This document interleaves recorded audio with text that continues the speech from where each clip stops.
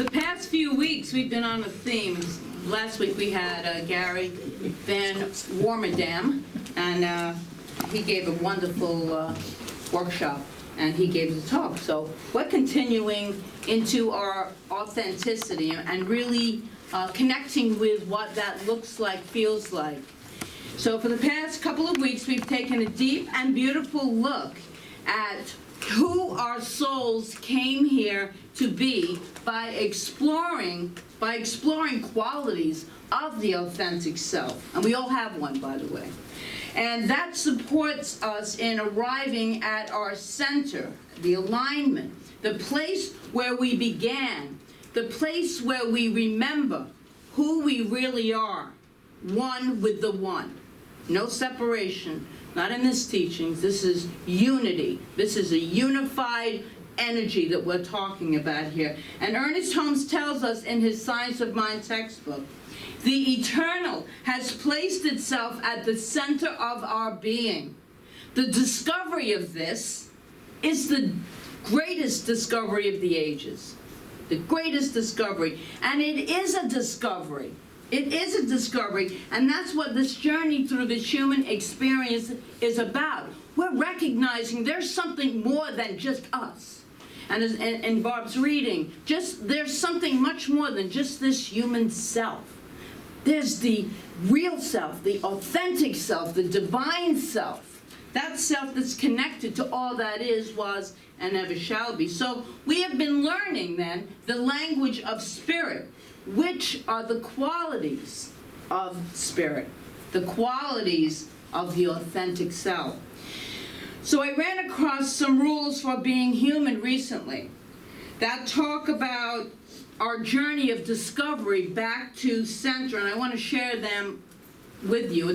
Most of these readings today are from Chicken Soup for the Soul, a whole series of really great books. So this is being human. Rule number 1. You will receive a body. You may like it or you may hate it, but it will be yours for the entire period this time around. Rule number 2. You will have opportunities for discovery. This is a good one. You will have opportunities for discovery. You are enrolled in a full-time informal school of life. Each day in this school, you will have the opportunity to discover something about yourself and the way that life works.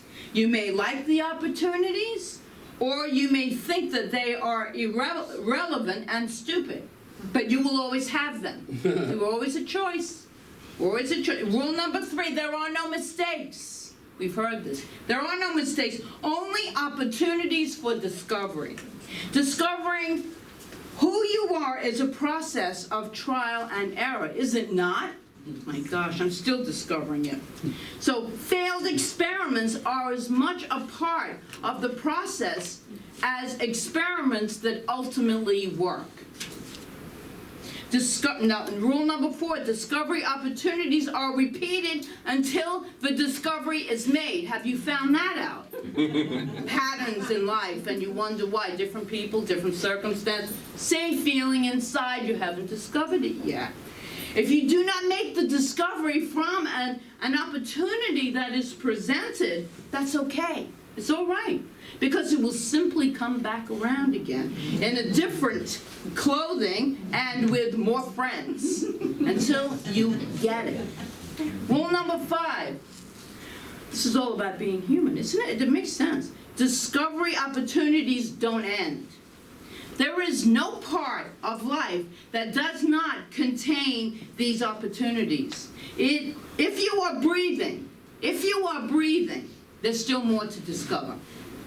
I'm always learning new things, aren't you? There's always when we pay attention, there's always something new to learn. And sometimes it's like, it blows my mind. It's like, wow, that's really cool.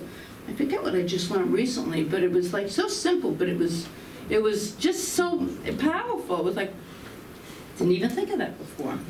Rule number 7, your answers lie inside of you. The answers to life's questions lie inside. All you need to do is to look, listen, and trust. That's the biggest part, trust. Rule number 8, you will forget all of this.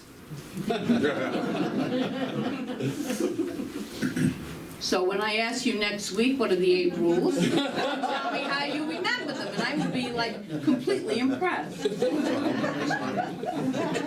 other words, as T.S. Eliot wrote, the end of all of our exploring will be to arrive where we started and know the place for the first time. We've been using that quote the whole entire month.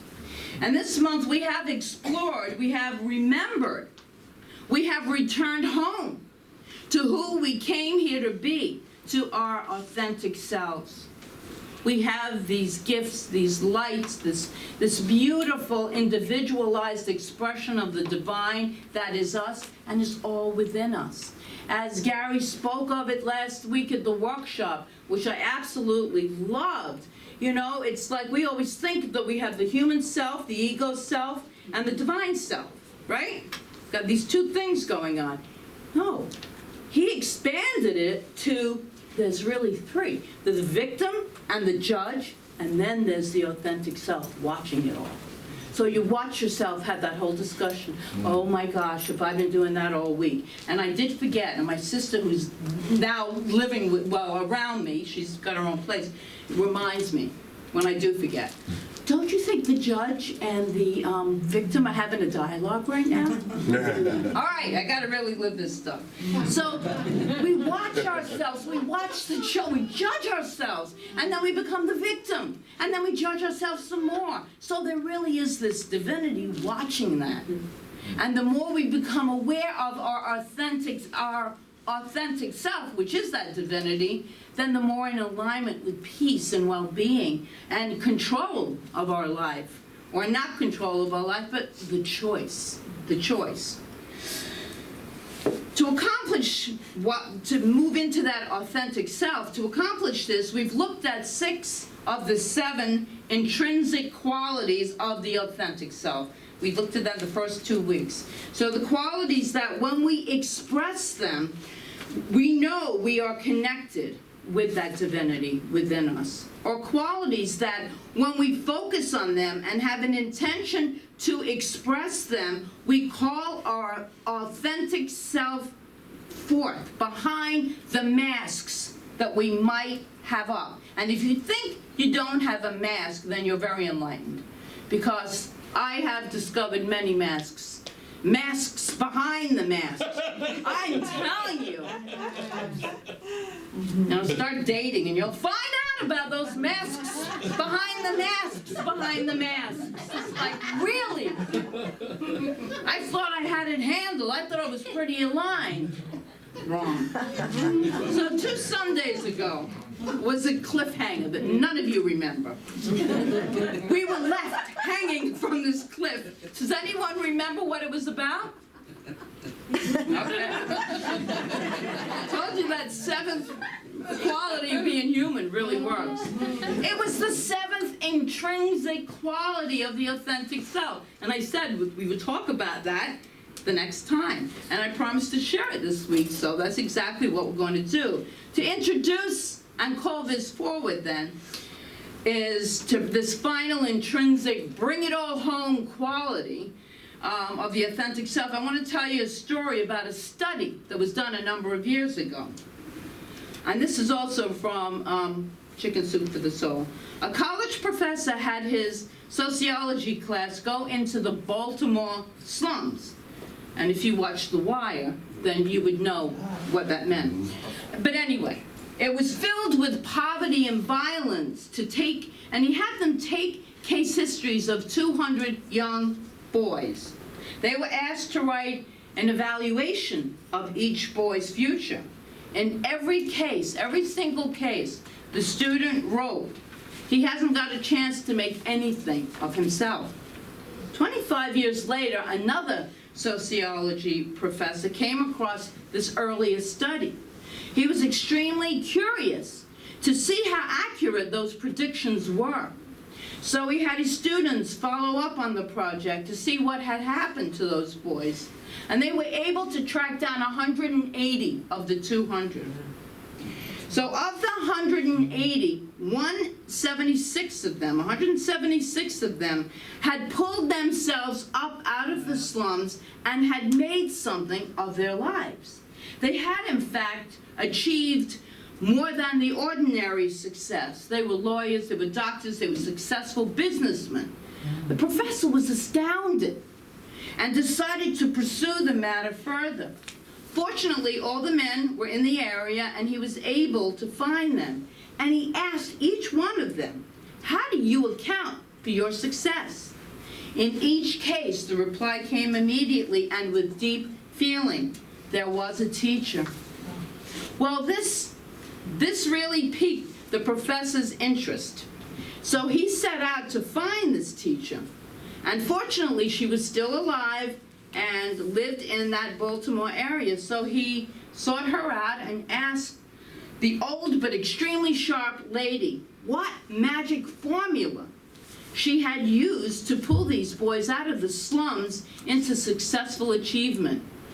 The teacher's eyes sparkled and her lips broke into a gentle smile as she said, "There is no magic formula. I just love those boys." So I am thinking now of the soul sharing that Addie just did. It's about love, is it not?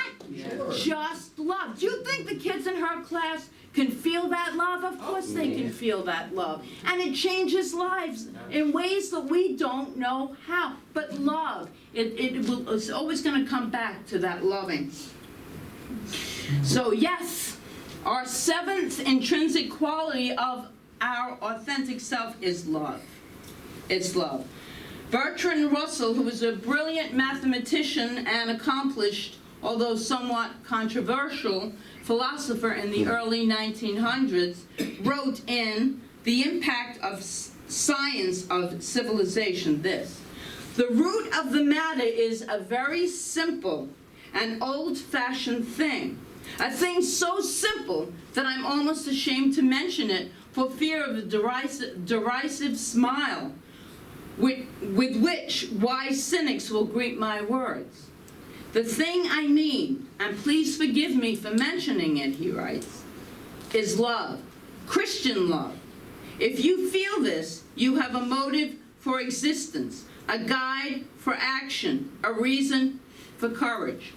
And what do you suppose he meant by Christian love? The love Jesus the Christ had. And what was one of his most beautiful teachings on love? It's definitely another rule for living, a big rule for living. The golden rule: do unto others as you would have them do unto you. The thing is, it's not just found in this one Christian religion, just in the Christian doctrine. A version of it is found in nearly every world religion. And here we have just a few. In Hinduism, "Do naught to others which, if done to thee, would cause thee pain. This is the sum of duty."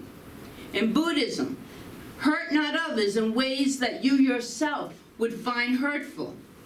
In Islam, "No one is a believer until he desires for his brother, until he desires for his brother what he desires for himself." Judaism, "Thou shalt not take vengeance, nor bear any grudge against the children of thy people, but thou shalt love thy neighbor as thyself. I am the Lord." It goes through all religions. Kindness, loving kindness, practicing it more in a challenging time. You know, I've been talking about that. Challenging times don't make a difference. It's always been a challenging time. This is a new kind of challenging time.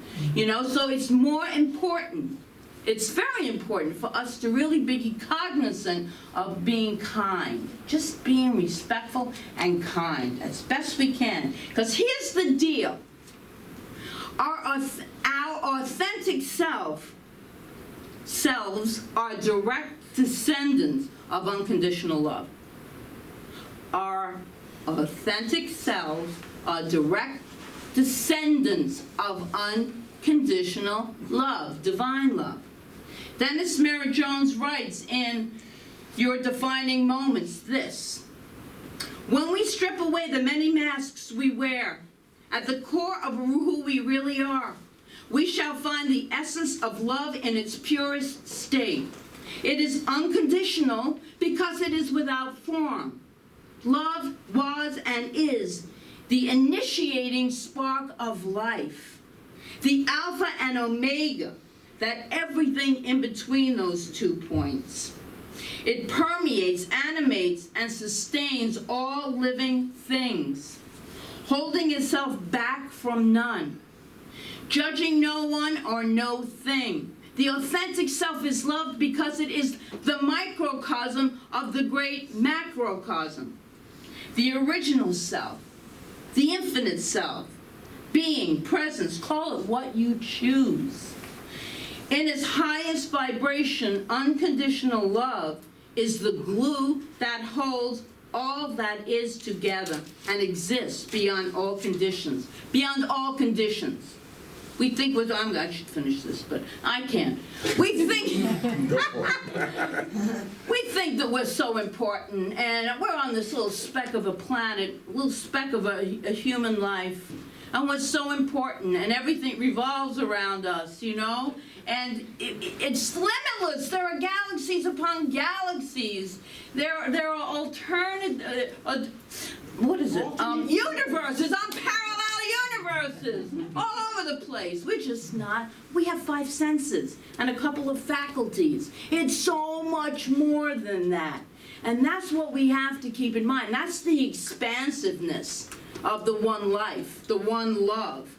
And God is love, or else it would self-destruct itself. There would be no galaxies, there would be no planets. It would all collide and crash. So that's my part of it. Most important, he says, love has selflessly individuated and imbued itself within us at the point we call the authentic self. That is our true self. We are each filters through which love flows without condition, and that it is who we, at the level of our own consciousness, our own belief system, shape and direct how love manifests in our lives. We have that power. We choose. We choose. And so think about this. If your authentic self is the direct descendant of unconditional love, then that makes you the perfect delivery system for that love to express on this planet. Yes, it can only express through each and every one of us when we choose that, higher vibration. What is required is that we turn to love. And we also turn love, which is a noun, into love that is a verb. That we actually engage in love. Love for self and love for others. And here's a great story about actively engaging love for self. A little boy was overheard talking to himself as he strode through his backyard. Baseball cap in place and toting a ball and a bat. I am the greatest baseball player in the world, he said proudly. Then he tossed the ball in the air and swung and missed. Undaunted, he picked up the ball, threw it in the air once more, and said to himself, I am the greatest baseball player ever. He swung at that ball again, and again he missed. He paused for a moment to examine the bat and the ball carefully.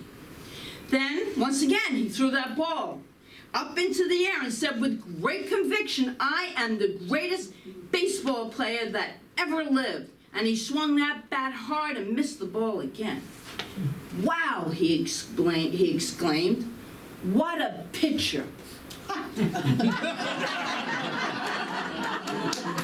Self-love. Little shift, self-love. He loved himself. Yeah, I know, it takes me. Okay. Now that was a beautiful moment of really loving self. And so can you have moments like that with yourself? Can you have moments like that with one another? If you will be living more fully, if so, you will be living more fully and more completely into and from that authenticity that is the truth of your being. Because truly, we don't feel it all the time, but it's there. We have the mask stuff. It's there. Our essence, as it comes in and as it leaves, is unconditional love at its purest state. Everything in between is a human experience. And that's what we're in, this school, this informal school of life, learning as we go. Isn't it fun? Sorry. I had a moment. Are you asking? No, that was me. I had a moment. But always we return to that peace within us, the kindness that's within us, the love and the respect as best we can that is within us. And when we, as Ernest Holmes said, let love point the way, then that is when we will have returned home. And we will know it deeply and powerfully for the first time. So let's take a moment and review all 7 real quickly. This will be real fast. The 7 intrinsic qualities of the authentic self. The first one is wholeness. So quickly write this down so you can repeat it next week. Wholeness. So wholeness. Remembering we are connected to the whole. Connected to everyone and everything. Remembering that we are whole, therefore complete, and therefore perfect in every way, just the way we are. Warts, wrinkles, and all. Reverence. Recognizing the sacred presence of life within all and honoring it. And then fearlessness.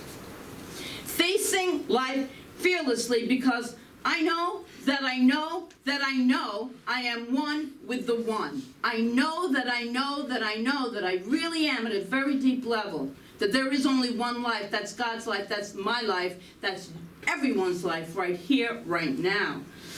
And so to slightly modify Course in Miracles, a quote, if we knew who walked as us, there would be nothing to fear. That's right. There would be nothing to fear. When we really sink into that divinity that is the truth of our being, and we will, because we're all going to leave this planet at some point. And I know that you all know that, right? Mm-hmm. You're not living forever. Only visitors. So we're just going through the school of life, but you know what? That beautiful light of the divine, that love is the truth of our being, and it cannot be diminished, altered, harmed in any way. And that to me is so reassuring, so reassuring. And so we move on to the 4th, which is integrity. Leading our lives in such a way that we know we are in alignment with Source. We are honest and forthright. And we know when we are. Humility. Humility is being open to seeing different viewpoints. When we talked about humility at the last talk, it was about openness and receptivity. Not stuck in our perceptions or in our limited ways of seeing things. Equanimity, one of my favorites. Having a balanced and even state of mind. A state of mind that's even. And not being whipped around by our human emotions. To be in equanimity. I love that. I love that word too. Isn't it great? Mm-hmm. Equanimity. I'm in a state of equanimity. So no matter what happens, you don't freak out at all. It's good or bad, negative or positive. Yes? I'm working on it, okay, guys? Love. Love. Finally, love. Remembering that your authentic self is the direct descendant of unconditional love. And that makes you the perfect delivery system for it on this planet. All that is required is to turn love from a noun into a verb. And so when these 7 qualities become the norm in our daily lives rather than the exception, we will know we are living from our authentic self. We know when it feels right. We know that. So we have some statements that help us connect to our authentic self. So we're gonna say them after me, yeah. And so if you want to do the power position, which is like so cool because it really makes it more powerful. I am whole, I am complete, I am one with the one. I am whole, I am complete, I am one with the one. I revere all life because it is part of the whole and it is holy.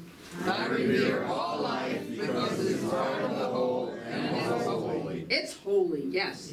I know who walks as me, so I am fearless. I know who walks as me, so I am fearless. My outer actions reflect my inner wholeness. My outer actions reflect my inner wholeness. In humility, I am open and receptive to life. In humility, I am open and receptive to life. I face all of life's conditions with ease and grace. I face all of life's conditions with ease and grace. I am the perfect delivery system for love. I am the perfect delivery system